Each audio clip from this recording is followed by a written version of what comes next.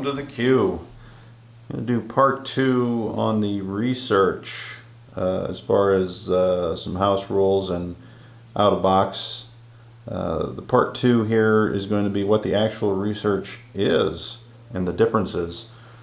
And while I was trying to figure out what the best way to show this is, I thought, well, I'll start with the game that has the most items that you can research, and that would be Global War 36. The new version 3 has 16, so I'll run through those, see what the Axis and Allies lines up, see what the Bloodbath lines up, and obviously both of these aren't going to have the same amount of units or technology, I guess, as Global War, and then throw in some possible house rules on that. First up on the list is Advanced Artillery, and in Axis and Allies we have basically all it does is it goes up from boosting 1 infantry to 2. So you know, if you get the Advanced Artillery research, now it'll boost 2 guys, which is pretty simple, straight up, no problems there. The Advanced Artillery on, let's go with the BBR here, what it does is it will boost 2 as well, but it also adds in that it's self-propelled, so the artillery can move 2 spaces. And looking at the card, it does get to blitz as well, so that's kind of a good deal. I like that. That's way better than the original out of box. The winner, though, however, is the Advanced Artillery for Global War, and it boosts the same guy, so you're not getting any boost advantage, but you are getting a +1 and a +1 to attack, +1 to defense. You have the option now to buy self-propelled artillery, so your heavy artillery is at 4, cost of 4, and your self-propelled artillery will be at a 5, and they all do the same thing. But one unique thing that the Advanced Artillery does on the Global War game is called an attrition attack. So now your artillery can attack into the next territory 1 round, just like a carpet bombing would be for a heavy bomber tech, 1 round at 2. So the chances aren't really high that you're going to get, you know, on a 12-sided dice a 2, but you know, you don't have to risk your artillery by doing that. So that's a cool. I like that. It panned out a couple times in our last game, but it didn't. It wasn't a game breaker or game changer or anything. But you know, and of course, the other thing about the artillery in Global War is it's a first strike. So you know, the artillery is much more prevalent in Global War. The second one for Global War is the Advanced Mechanized, and that is also a unit on Axis and Allies. On Axis and Allies, out of box, the Mechanized Infantry can pair up with a tank or an artillery, so an attack value of 2, which really that's not a big deal. Oh, okay, the bonus is now it can pair up with a tank as well as the artillery, and then of course it can move 2 with a tank. So that basically kind of boosted up 1, you know, for the tank, which is a little better. The Advanced Mechanized Infantry on Global War, and another advantage of having the 12-sided dice, I guess, would be that it's a +1 to the attack and a +1 to the defense. So, you know, much better Advanced Mechanized Infantry, you know, in Global War. I will say on a house rule that we use, this will attack by itself at 2. So it is a +1 to the attack. Doesn't need the artillery, doesn't need the tank, so it attacks at 2. Something to throw in. All right, the next on the docket for global war is heavy armor, and we have that in the BBR.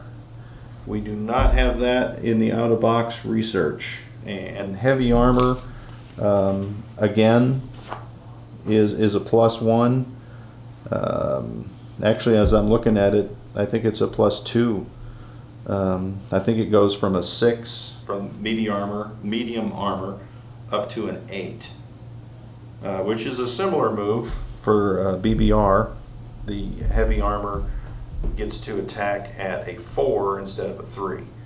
So the odds are the same there. The defense is slightly better here with a 7, whereas the defense on BBR is still at a 3, so that doesn't change on the defense.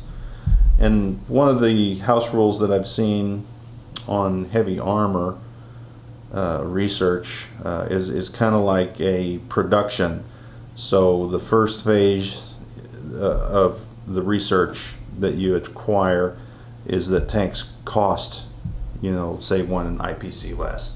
And then to get to the heavy armor, you've got to move on to that next section and progress, and then you'll get the advantages of a heavy tank, the bigger defense, bigger attack, that kind of thing. The next one up for global war is the jet fighter, which is also in the out-of-box rule. I'm losing my pieces over here, and we've got it in BBR. And pretty much they're all similar. They all boost their attack. They don't really boost the defense on the out-of-box and the BBR. The attack and defense is boosted on global war, but it also increases their interception value, which, if you're going up against a large, formation of whether it's US or British, heavy bombers or something, you probably would want jet fighters to get that going. A house rule that I have seen is advanced jet fighters, with some even more capabilities, and that unit is from the I don't have the America game, but I did buy some various sets of pieces from that game, so I could use those units for other things, which is kind of nice. Next on the line for global war is heavy bombers, and everybody has that one. The heavy bombers are played differently in the different games. Let me look here. I thought rolling, so you're rolling 2 dice on this one, but you roll it for the strategic bombing and then also for the attack. But on the heavy bombers, it changes on these two. The strategic bombers in global war do what is called a carpet bombing, and it's 1 round only, and it is 3 dice. The heavy bomber boosts that up to 5 dice. For the bloodbath rules, the heavy bomber attacks 1 round at 4 for the normal strategic bomber, but at heavy bombers, then you get the multiple dice for the carpet bombing effect for 1 round, and it's 4 dice at 2. So I kind of like those just because it keeps the overpoweredness of the strategic bomber from attacking turn after turn. So you got one round of combat for these. I really like that. So that's kind of cool. Long-range aircraft, and that is basically all it is what you hear. And there really isn't a piece to put out, for that. But Axis and Allies does have long-range aircraft. So it's just adding to the actual range of the plane, which is just 1. But BBR version, I don't know if it's version 1 or 2, however you would call it. I guess it'd be version 1. They actually had long-range aircraft in there but they removed it going into the second version. They actually kind of combined it with radar, but we'll get to that here in a little bit. All right, moving down the chart, advanced submarines. And that's another one that everyone has. And if you're a submarine kind of guy, that you like that one, that's a good one. Basically just boosting, the attack on there. The interesting thing on the global war is it boosts the attack and the defense, so that's helpful. And the numbers are these are the 6-sided dice, and this is the 12-sided, so it is a little bit different. The other thing here that it increases is the convoying capacity, the convoy rating capacity, I should say, on the global war. A regular sub is a +2 in that combat, whereas a super sub is a +4. So later, as the Britain might get some of the other anti-sub, well, that's the next one. We'll go right on to that. The it's called advanced submarine warfare, and that is nothing on either side will compare to that one, and it pretty much is for the convoy rating scenario. It gives a +1 bonus to ships that are escorting convoys. It also gives a defensive role against the submarines that are convoy rating. So each submarine that's convoy rating, you can roll a dice to see if you can sink that sub at 2, which is the only way in the global war convoy rating that there's an opportunity to lose a ship or plane is basically the advanced submarine warfare, on the subs. So really all the other units are pretty safe other than that. And the next one is controversial, I think, these advanced rockets here, or strategic rockets, or however you want to say it. Out of box, the anti-aircraft gun, or no, it's not the anti-aircraft gun, is it? It's the, let me check here again. I'm missing it. Where am I missing it? Rockets, yeah, it is your air bases. So wherever your air bases are, they can launch rockets 3 spaces away. And it's basically a strategic, dice roll. But each air base launches the rockets. So if you wanted to get rockets to hit London, you'd need to build an air base like on Normandy. I think, well, no, wait, I say that. The Paris one, I think, would hit. That would be 3 spaces away, wouldn't it? Because it'd be Normandy, the Channel, and London. Yeah, so you can hit London with that. Not very extremely useful. The controversy, I think, is on the global war game, and then I've also seen some house rules too that are similar.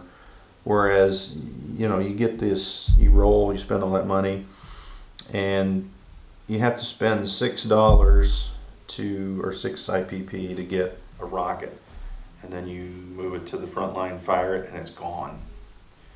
And the damage that it does is 1d6, so you're never really getting your money's worth. I mean, if you roll a 6, you break even. You're damaging the enemy for 6. So I don't know.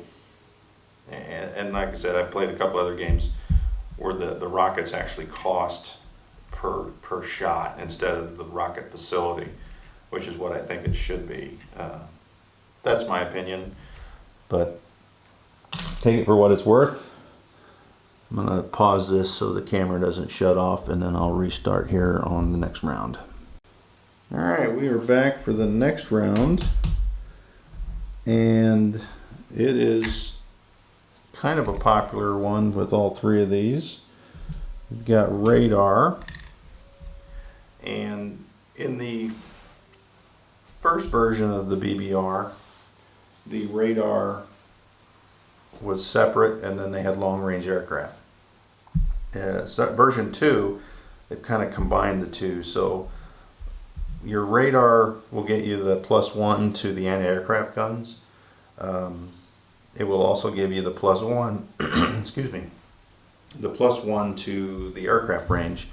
But another neat and interesting thing for the radar tech is it will allow, if you have an air base, you can scramble unlimited, which, unlimited planes. The normal limit is, 3 per air base. So that's pretty cute. That's pretty huge. The radar for Global War 30, fighters gain 1 to the interception. That's interesting. I like that. But also you could use that for your escort ships in the convoy raiding and defense. So your escort ship gain +2 to combat the escort raider or the convoy raiders.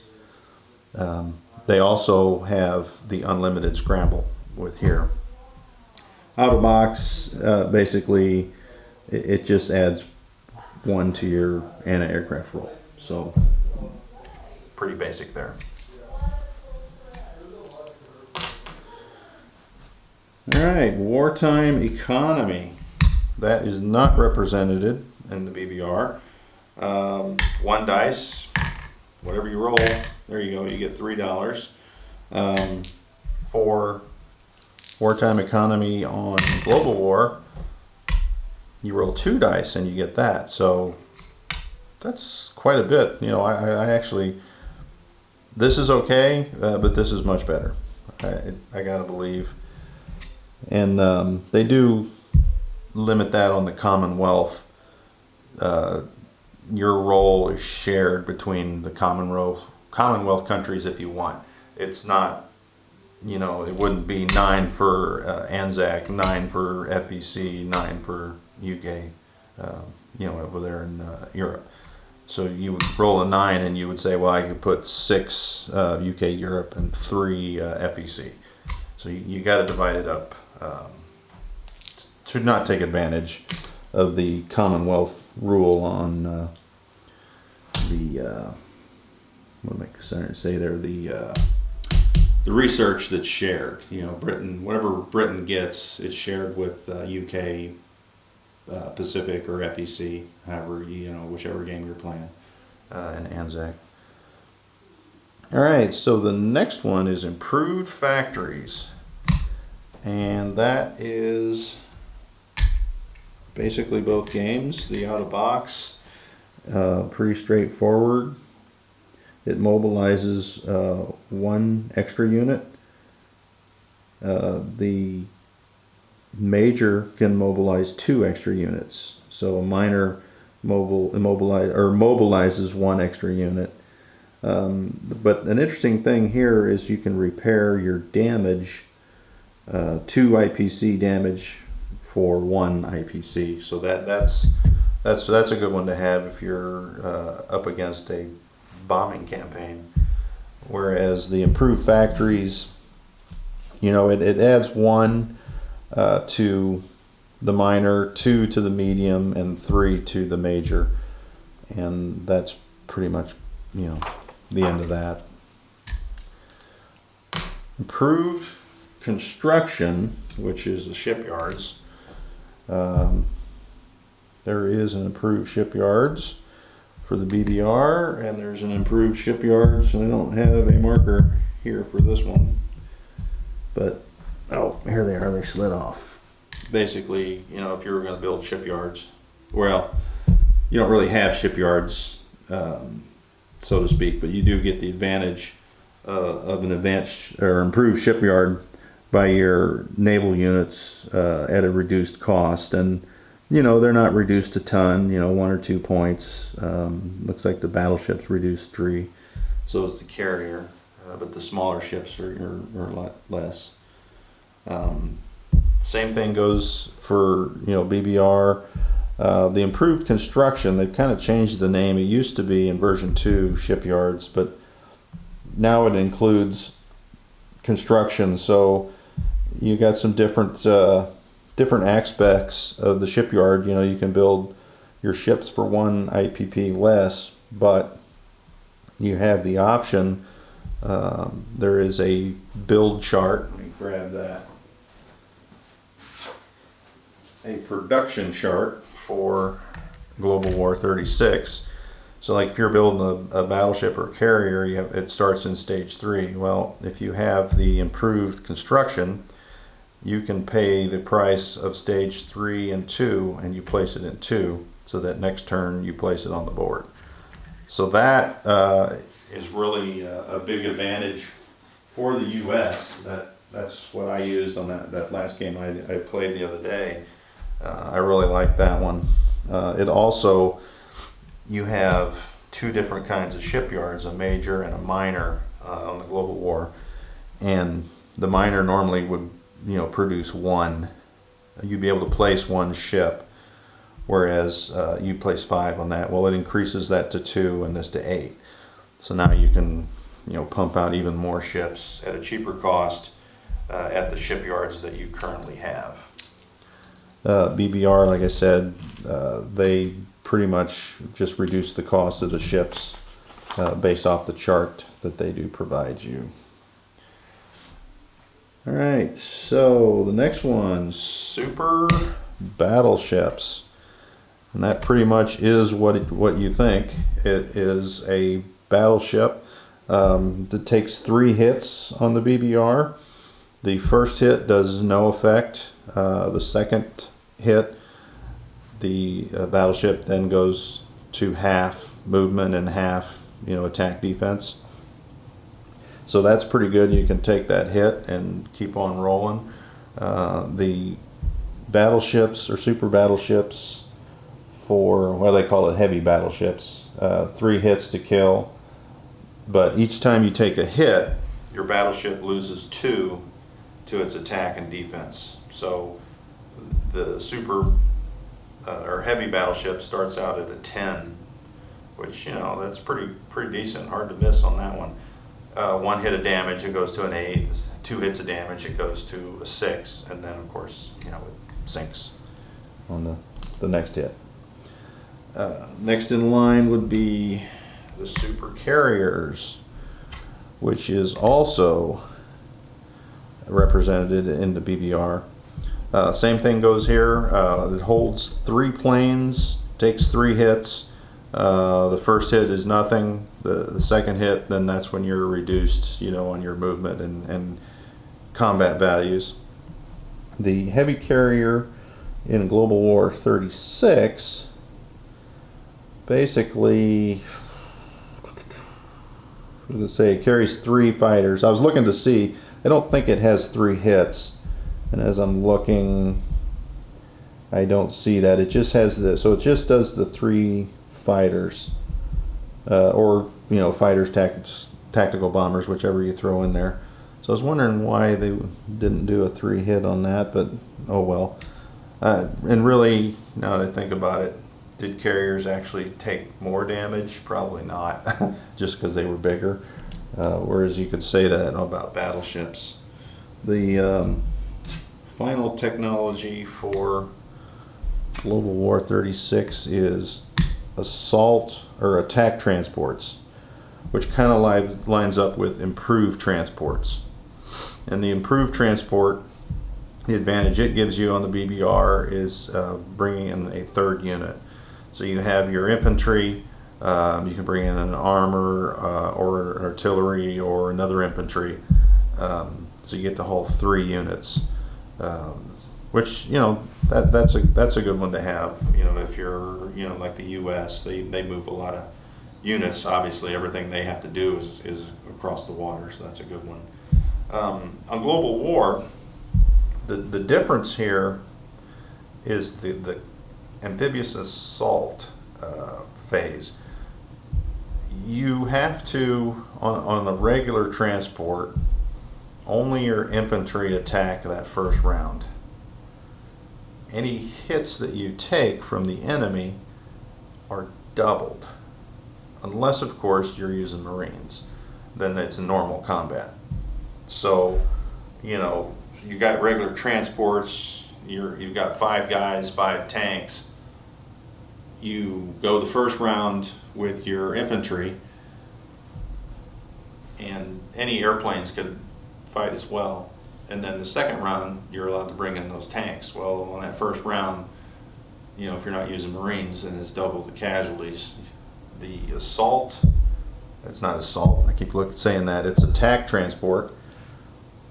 They throw out that rule.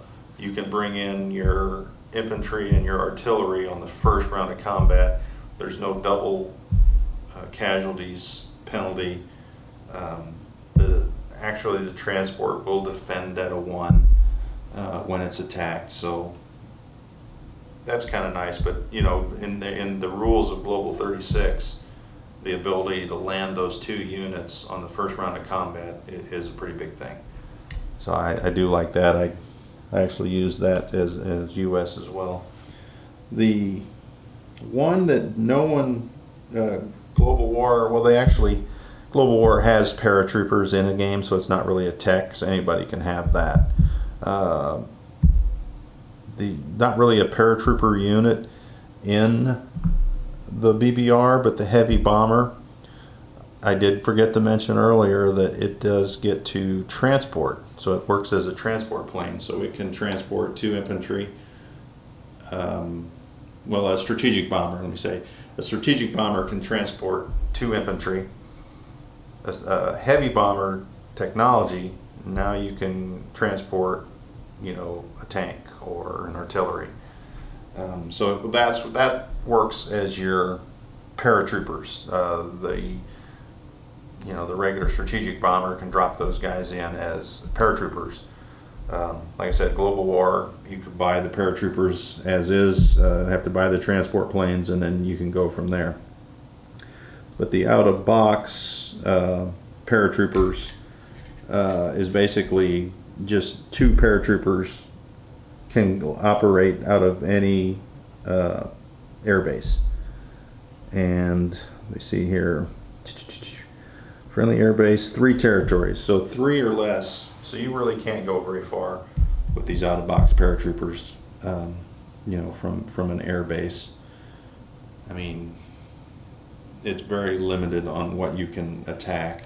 Now, I guess I say that, I mean, if you've got a plane that moves 6, well, if they're flying 3 and then coming back 3, it's the same thing, but you know, you can always fly shorter, you know, like you fly 4 and come back 2, so it gives you a little more benefit there than the out-of-box does. So I'm thinking about some other research that I've come across in some games. Obviously, there's the end-all, be-all of research, the atomic bomb, and I've seen that played, you know, in several different ways. And I don't know that I really am hip to the atomic bomb as research, because in reality, by that time, you would get to the atomic bomb in a game of Axis and Allies or Global War, the game's probably over. Some other things, you know, where you've got your logistics, you know, advanced logistics, you know, now air transports, you know, can carry 1 more. Your sea transports, which, you know, in the BBR, that's kind of covered under their advanced transports. The other one we used to play with was advanced ship warfare, where the cruisers got a anti-aircraft role, just like an anti-aircraft gun. Conscription infantry, that's kind of a good one we used to use. You're placing infantry, you know, each turn, you know, in any land zone that you owned at the beginning of your turn. So kind of helps get infantry to the front level. The rockets, we've used the rockets before as a V1 rocket, which is your level 1 rocket, and then once you've acquired that research, you can keep going to level 2 rockets, which would be your V2 rockets, you know, and they cost a little more, but they actually, you know, can fly a little further too. But like I said, those rockets were, you know, rocket facilities, so we weren't paying for each rocket shot, so you can build your research. But that's pretty much the research, comparing how it's used, you know, the differences between out of the box and the others. Like I said, there's a lot of different house rules for research that I've seen that I haven't played, and you know, some that I'd like to play, and I'll get to it sometime. But for now, thanks for watching, and keep rolling those dice.